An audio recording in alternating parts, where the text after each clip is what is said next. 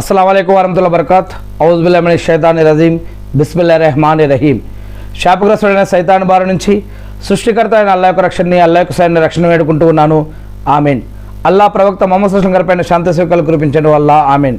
ఈరోజు మనం ఖురాన్ మరియు హదీసులు ఇస్లాం ఆధారంగా ప్రవక్తలు అంటే ఎవరు, ప్రవక్తలు ఎందుకు ఎన్నుకోబడ్డారు, ఆ ప్రవక్తల అవసరం ఏమిటి, ఇలాంటి అనేక విషయాలు తెలుసుకోబోతూ ఉన్నాము.